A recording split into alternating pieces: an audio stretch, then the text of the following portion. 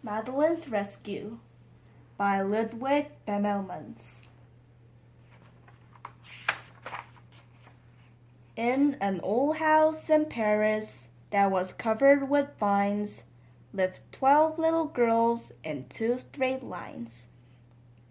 They left the house at 9:30 in 2 straight lines in rain or shine. The smallest one was Madeline. She was not afraid of mice. She loved winter, snow, and ice. To the tiger in the zoo, Madeline just said, "Pooh, pooh!" And nobody knew so well how to frighten Miss Clavel until the day she slipped and fell. Poor Madeline would now be dead, but for a dog that kept his head and dragged her safe from a watery grave. From now on, I hope you will listen to me. And here's a cup of chamomile tea. Good night, little girls. I hope you sleep well. Good night, dear Miss Clavel. Miss Clavel turned out the light. After she left, there was a fight about where the dog should sleep that night. The new couple was ever so helpful and clever. The dog loved biscuits, milk, and beef, and they named it Genevieve. She could sing and almost talk and enjoy the daily walk. Soon the snow began to fly. Inside it was warm and dry, and 6 months passed quickly by. When the 1st of May came near, there was nervousness each year. For on that day, there arrived a collection of trustees for the annual inspection. The inspection was most thorough, much to everybody's sorrow. Whatever can that be? Come out and let me see. Dear me, it's a dog. Isn't there a rule that says dogs aren't allowed in school? Miss Clavel, get rid of it, please, said the president of the board of trustees. Yes, but the children love her so, said Miss Clavel. Please don't make her go. I dare say, said Lord Cuckoo-Face. I mean, it's a perfect disgrace for young ladies to embarrass this creature of uncertain race. Off with you, go! Go on, run, scat!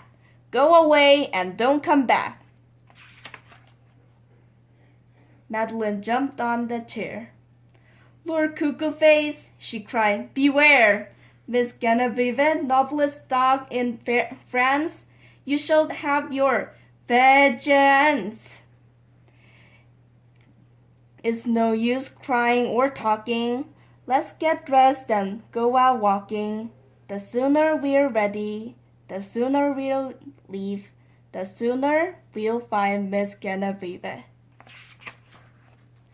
They went looking high and low, and every place a dog might go.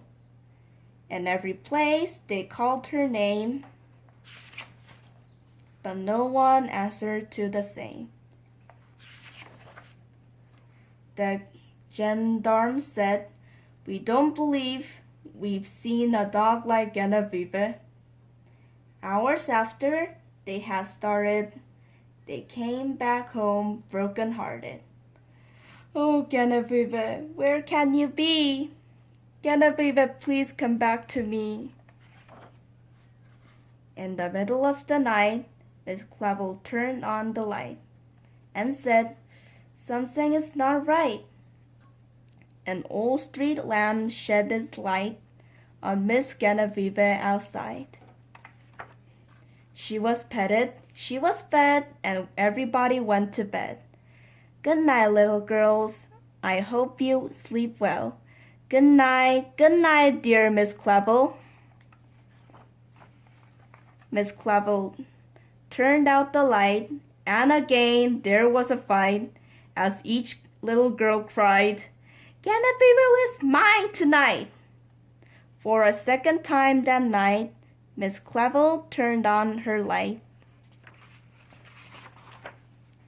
And afraid of a disaster, she ran fast and even faster. If there's one more fight about Genevieve, I'm sorry, but she'll have to leave.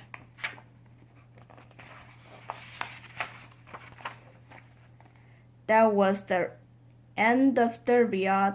Suddenly, all was quiet. For the third time that night, Miss Clavel turned on the light. And to her surprise, she found that suddenly there was enough hound to go all around. The end.